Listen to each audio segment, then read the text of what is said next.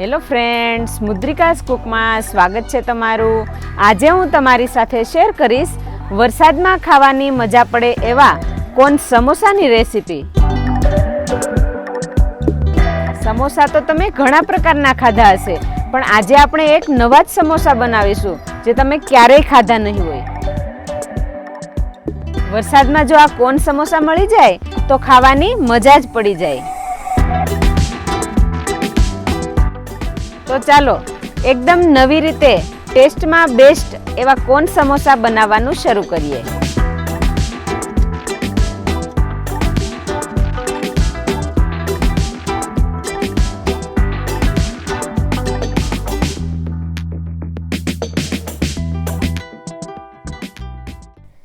કોન સમોસા બનાવવા માટે 400 ગ્રામ મેંદાનો લોટ લીધો છે।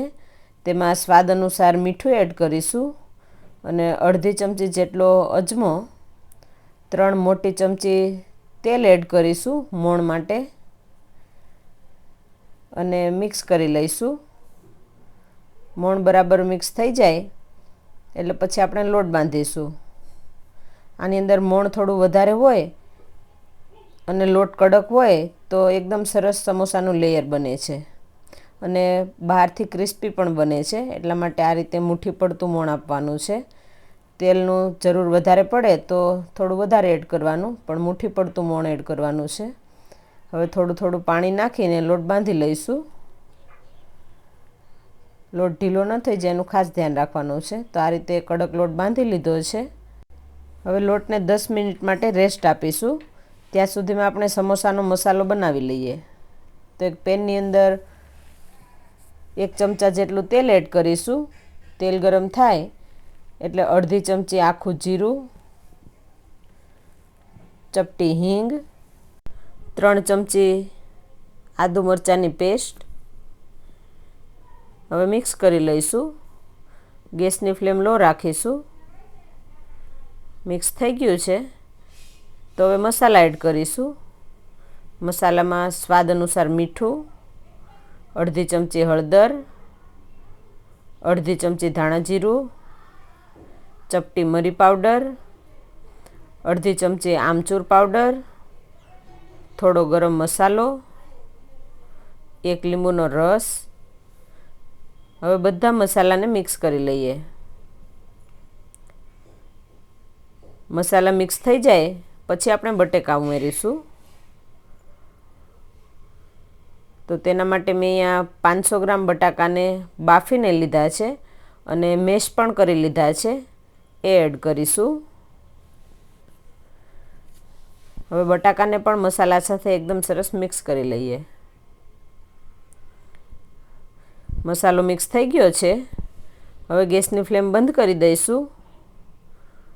લોટને 10 મિનિટ માટે રેસ્ટ આપેલો હતો।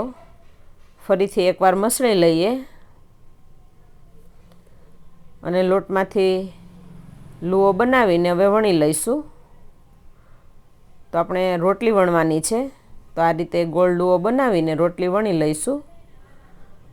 રોટલી વણતી વખતે આપણે કોરા લોટનો ઉપયોગ નથી કરવાનો, કેમ કે લોટ છે એ કડક જ રાખેલો છે। લોટ કડક છે એટલા માટે કોરા લોટનો ઉપયોગ કરવો નહીં પડે। હવે રોટલી વણાઈ ગઈ છે। આ રીતની મોટી રોટલી વણવાની છે અને એક રોટલીમાંથી આપણે 4 ભાગ કરવાના છે। તો સૌથી પહેલાં આપણે રોટલીને શેકી લઈશું। રોટલીને આપણે વધારે નથી શેકવાની, કાચી રહે એ રીતે શેકવાની છે। તો આ રીતે બંને બાજુ શેકી લઈએ। રોટલી શેકાઈ ગઈ છે। હવે આપણે રોટલીના 4 ટુકડા કરીશું। તો આ રીતે રોટલીના એક સરખા ટુકડા કરવાના છે, કેમ કે આપણે કોન વાળવાના છીએ એટલા માટે આ રીતે સરખા ટુકડા કરીશું। હવે આ રીતે ટુકડા કરી લીધા છે। હવે કોન બનાવવા માટે મેંદો અને પાણીનું મિશ્રણ તૈયાર કરીશું। તો મેં અહીંયા 2 ચમચી મેંદો અને આ રીતની પેસ્ટ બનાવી લીધી છે પાણી એડ કરીને। તો આ પેસ્ટને આપણે કાપેલા ટુકડા પર લગાવીશું કિનારી પર, એટલે બંને છેડા છે એ અલગ ન પડે। હવે આ રીતે બંને છેડાને ભેગા કરીને કોન બનાવી લઈએ। તો તમે જોઈ શકો છો કે આપણે બનાવેલા મિશ્રણથી બંને પડ સારી રીતે જોડાઈ ગયા છે. હવે આપણે એમાં મસાલો ભરીશું. તો આ રીતે બરાબર પેક કરીને હવે મસાલો ભરીશું. મસાલાને આપણે આ રીતે થોડો થોડો પ્રેસ કરીને ભરી લઈશું એટલે મસાલો નીકળે નહીં. તો હવે આ રીતે મસાલો ભરી લીધો છે અને હવે મસાલા પર આપણે જે મિશ્રણ બનાવેલું છે તે લગાવીશું. મિશ્રણ લગાવવાથી મસાલો છે એ છૂટો નહીં પડે. તો આવી રીતે બધા કોન આપણે તૈયાર કરવાના છે.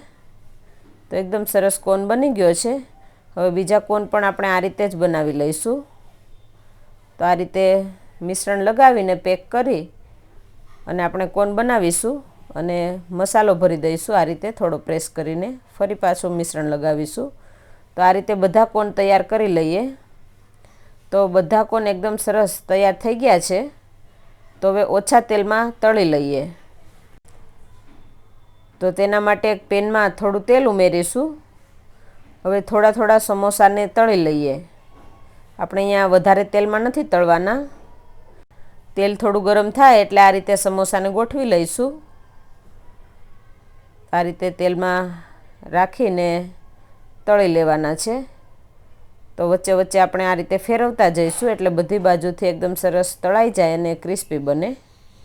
તો ગેસની ફ્લેમ અહીંયા આપણે લો રાખીશું એટલે ઉપરનું પડ છે એકદમ ક્રિસ્પી બને. તો સમોસા તળાઈ ગયા છે. હવે કાઢી લઈશું. તો વરસાદમાં ખાવાની મજા પડે એવા ગરમા ગરમ કોન સમોસા બનીને તૈયાર છે. તો હવે સર્વ કરીશું.